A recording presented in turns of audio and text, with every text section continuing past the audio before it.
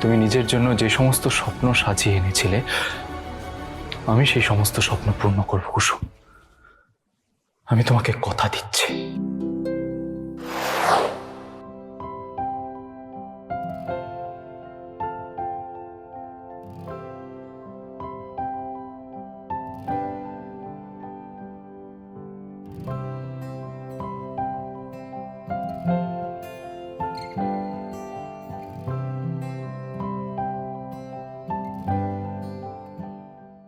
Three two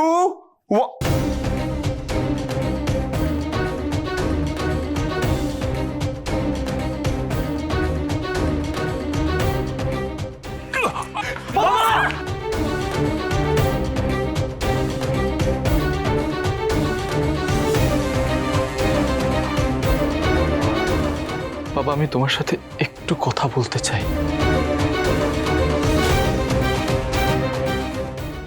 বাবা আমার সাথে কথা বলতে চাইলো না।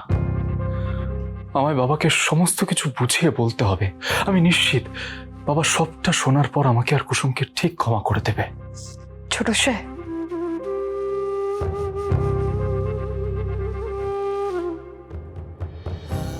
নিচে সবাই খেতে বসেছে, আপনিও চলে আসুন।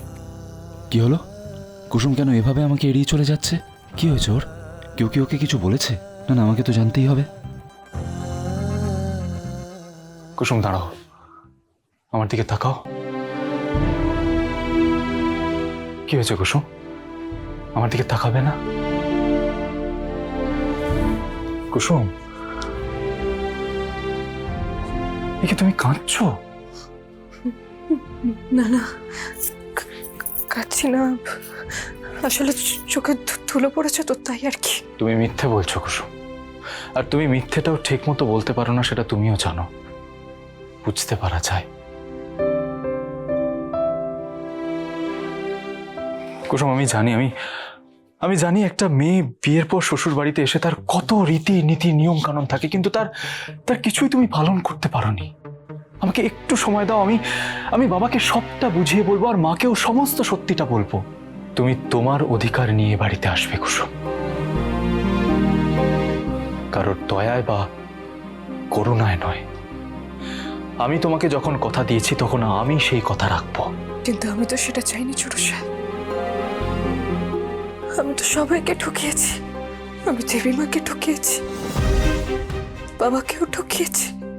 আমার খুব কষ্ট হচ্ছে ছোট সাহেব, নিজেকেই অপরাধী মনে হচ্ছে। আমি নিজেকে ক্ষমা করতে পারছি না ছোট সাহেব। আমি জানি কুসুম, কিন্তু কি করব বলো? তুমিও তো জানো আমরা পরিস্থিতির পরিপ্রেক্ষিতে এরকম একটা সিদ্ধান্ত নিতে বাধ্য হয়েছে। আমিও কাউকে কষ্ট দিতে চাই না কুসুম, কিন্তু পরিস্থিতি আমাদের বিরুদ্ধে ছিল। কিন্তু সেটা তো আর কেউ বুঝবে না, সেটা তো কেউ আর জানতেও চাইবে না। সবার চোখে আমরাই দোষী হব। একেবারেই না কুসুম, আজ নয়তো কাল পরিস্থিতি ঠিক বদলাবে। আমি পরিস্থিতি বদলাবো।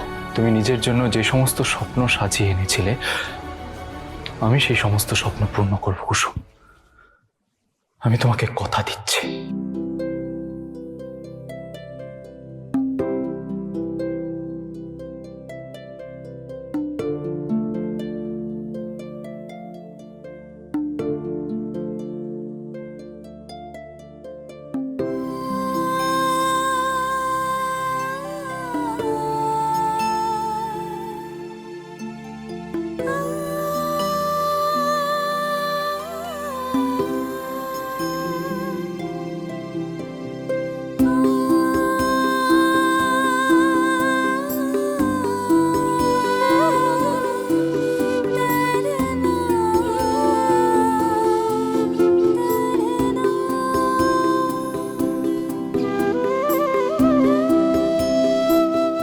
আমি এবার আসছি। কুসুম দাঁড়াও, কুসুম, কুসুম আমি বুঝতে পারছি কুসুম কতটা কষ্ট পাচ্ছে। আমি কুসুমকে কষ্ট পেতে দিতে পারি না। আমায় বাবাকে বুঝিয়ে বলতে হবে, সবটা বুঝিয়ে বলতে হবে। সমস্ত সত্যি এবারে সামনে আসতেই হবে। কুসুমের তো কোনো দোষ ছিল না, তাহলে ও কেন অপেক্ষা করবে? একটা না একটা সময় সমস্ত অপেক্ষা শেষ হয়, আর আমি এবারে কুসুমের সমস্ত অপেক্ষার অবসান ঘটাবো। বাবা,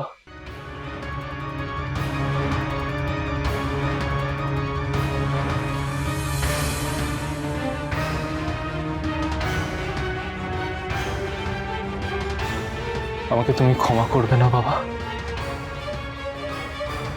বাবা, তুমি আমাকে মারো, আমাকে শাস্তি দাও, কিন্তু আমার থেকে মুখ ফিরিয়ে থেকো না।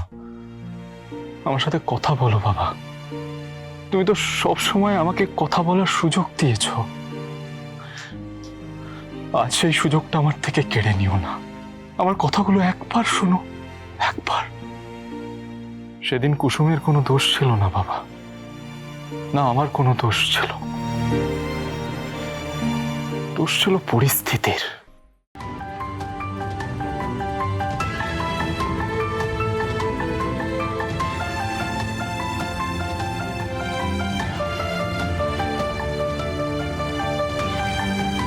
বাবা, পরিস্থিতি এমন হয়ে গিয়েছিল যে আমাদের একে অপরকে বিয়ে করা ছাড়া আর কোনো উপায় ছিল না।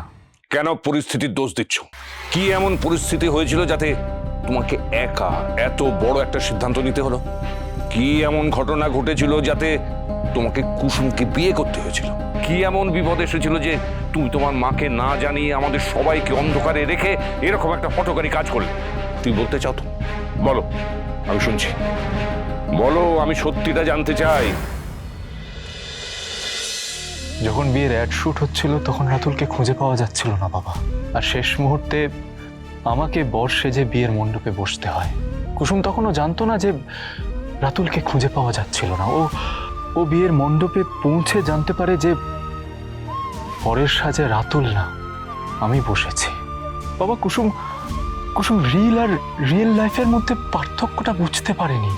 ও সেই বিয়েটাকেই সত্যি বলে মেনে নিয়েছিল।